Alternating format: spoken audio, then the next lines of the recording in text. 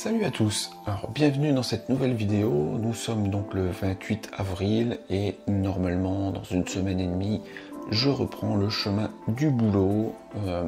Je te cache pas que ça va être un peu compliqué, on va en reparler un petit peu après. Alors je profite en fait de cette vidéo pour te donner un petit peu mon sentiment sur le confinement, ce que ça m'a apporté de positif et ce que ça m'a confirmé aussi. Chose que j'avais déjà en tête avant, mais ça va vraiment confirmer pendant ce laps de temps que j'ai été confiné chez moi. Alors, le démarrage, le 17 mars, donc j'ai arrêté le boulot pour un mois, enfin c'était 15 jours et 15 jours. Donc depuis ce temps-là, je suis chez moi, je ne sors pas, hormis pour aller faire des courses, et puis sortir un petit peu le toutou de temps en temps. Sinon, je suis chez moi. Alors, dès le départ, j'ai voulu garder en fait une activité. Donc, ce qui est bien tombé, c'est que ma femme est professeure des écoles, donc elle a dû faire du télétravail, donc être debout aux horaires d'ouverture de l'école. Donc, je me suis forcé, ça m'a motivé en fait pour me lever et pas me lever à 10h du matin, à traîner dans le lit. Et puis, je voulais aussi garder donc une activité liée forcément à la photo, pour pas passer mon temps devant Netflix ou sur les réseaux sociaux. Alors, j'avoue que les réseaux sociaux, j'y ai passé un peu plus de temps qu'à l'habitude, mais là j'essaye, ça fait plus d'une semaine où j'ai repris en fait un rythme normal, où je poste au matin, et puis je n'y reviens qu'une fois ou deux fois dans la journée. Le reste du temps, je fais d'autres choses. Ce qui est de concret en fait pendant ce confinement. Qu'est-ce que j'ai fait? Alors j'ai fait plein de choses. Alors je vais essayer de rien oublier. Alors, je travaille pour ma prochaine société, donc notamment via mes vidéos YouTube et puis mon Instagram, où j'essaye de former une communauté en fait, des abonnés qui soient dans la même vision que moi et qui soient principalement des débutants et qui aient besoin de conseils et tout ça pour mes prochaines formations qui arriveront fin d'année, début d'année prochaine. J'ai continué à travailler sur alors ma vision travail photographique, on va dire, en essayant énormément de choses, des choses que je n'avais pas forcément l'habitude d'utiliser, comme des flashs par exemple, et puis aussi d'apporter des bokeh sur mes photos, mais des bokeh travaillés en fait, des bokeh créés par moi-même et plus ne prendre que ce qu'il y avait dans la nature, puisque là on est confiné chez soi. Des bokeh je peux en faire naturels, mais il y a un moment tout revient un petit peu au même. Donc j'ai essayé de créer ce genre de choses en fait pour m'élargir ma zone de travail, et je pense que ça va me servir énormément quand je vais reprendre mes photos sociales, j'espère cette année, au mois de juillet, juin peut-être, on verra bien comment ça va se passer. Alors j'essaye de continuer de trouver des clients. J'ai également j'ai acheté des formations, j'avais acheté des formations déjà bien avant le confinement, donc je me replonge dedans pour y travailler et essayer d'appliquer en fait ce qui est dans les formations. Qu'est-ce que j'ai fait d'autre? Alors, j'ai lancé avec Anna sur Instagram un hashtag qui s'appelle Pâquerette confinement, et où on a invité en fait les gens à poster des images de fleurs, principalement macro, proxy, ainsi que d'insectes faites chez eux, chez les gens et pendant le confinement, pour essayer de motiver les gens à avoir une petite activité tous les jours et à venir poster en fait leurs images. Alors on est très content parce que on est parti de rien, et à l'heure actuelle on est à plus de 500 images en fait sur le hashtag. Ça a été relayé d'ailleurs, et ça je remercie Agnès et Thomas du hashtag wildphoto@home, dont j'ai participé également au concours.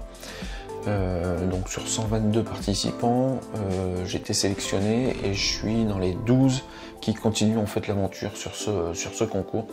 Donc je suis super content d'être arrivé là, et d'ailleurs Anna a aussi sa photo qui est arrivée sur les 12 derniers pour continuer l'aventure.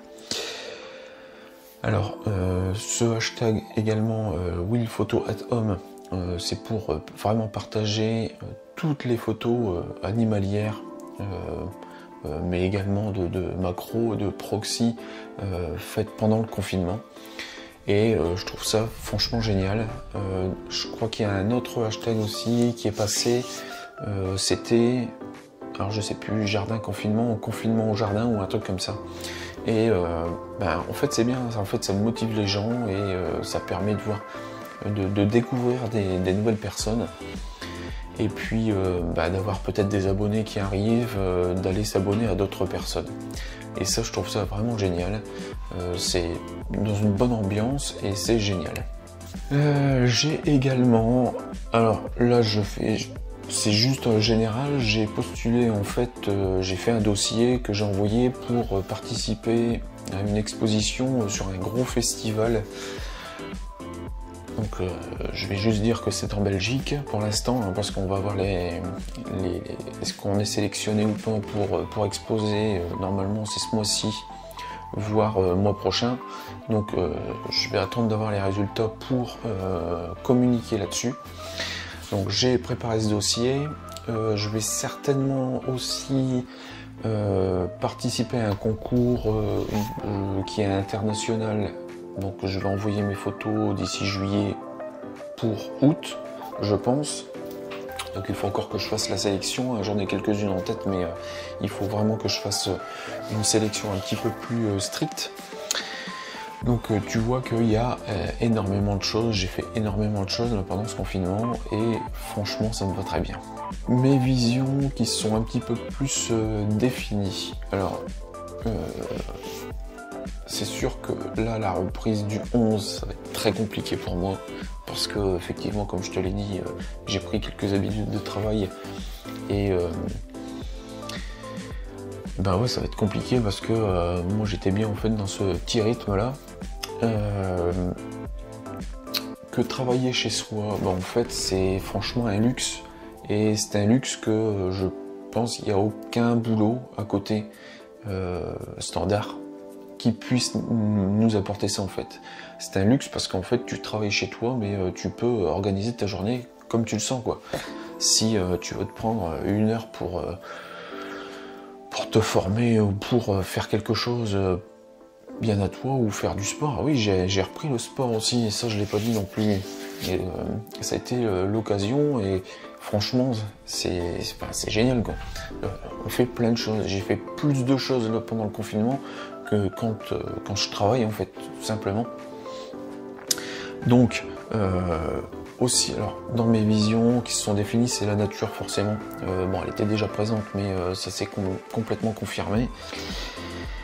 Alors la seule chose où j'ai encore des difficultés, c'est de me poser en fait des petites actions quotidiennes pour que ça devienne un peu une routine tous les jours, et pour s'organiser tout simplement, pour avoir du travail qui va se faire beaucoup plus rapidement, plus sélectif, et être tranquille une autre partie de la journée, tout simplement. Alors ça j'ai encore un petit peu de difficulté à le faire, mais bon, ça va venir au fur et à mesure.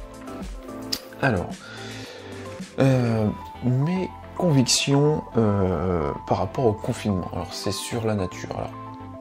Alors, je m'en suis certainement encore plus rapproché parce que j'ai redécouvert en fait la faune, surtout ornitho, qui était dans mon périmètre. J'ai découvert des espèces que je n'avais pas encore vues, et ça c'est génial. Et en fait ça fait du bien. Et puis le fait de travailler en fait sur certaines images, notamment pour le hashtag pâquerettes et confinement, ça augmente en fait la vision de la nature qu'on peut avoir sur des tout petits périmètres, et ça nous fait découvrir des choses extraordinaires tout simplement.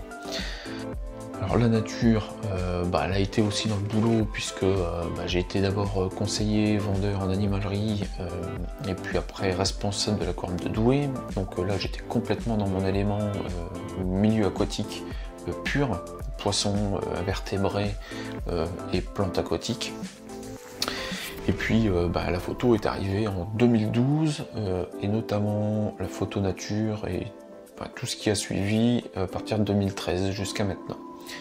Donc tu vois que la nature est vraiment omniprésente en fait dans ma vie et je pense que là le confinement ça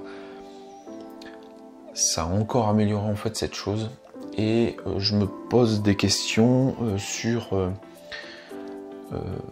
non seulement en fait l'avenir de la société que je vais avoir qui sera peut-être basée un peu plus sur la nature, même si je garde quand même tout ce qui est séance portrait et tout ça, parce que en 2014 quand j'ai commencé, alors ça je ne le savais pas, hein, je l'ai découvert qu'il y a à peu près 2 ans, mais le lien que j'ai entre ces séances portraits, en fait ces séances sociales et la nature, c'est que je veux remettre en fait l'humain dans ce qu'on appelle l'espace nature, et moi ce que j'appelle l'écosystème terre, tout simplement parce qu'en fait on a vraiment perdu ce lien avec la nature, on ne regarde plus ce qui se passe, on n'observe plus rien, et si on n'observe plus rien, on ne peut pas préserver en fait ce qu'on ne connaît pas.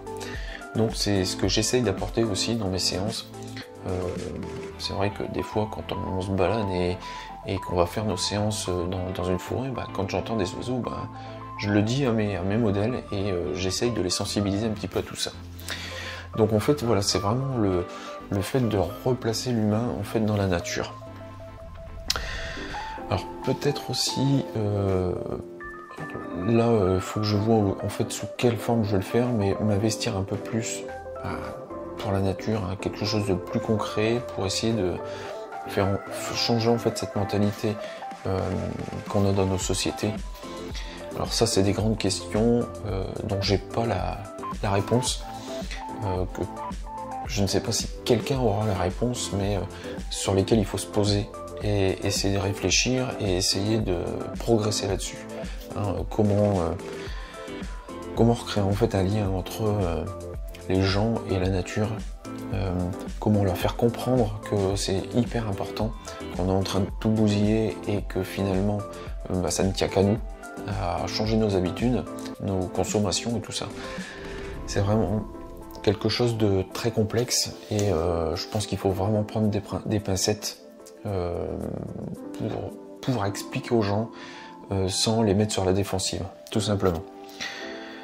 Et puis je pense que si on avait un peu plus d'empathie en fait, non seulement pour nous, pour les gens, pour nos voisins, pour nos collègues, pour la famille et tout ça, je pense qu'on arriverait à trouver des solutions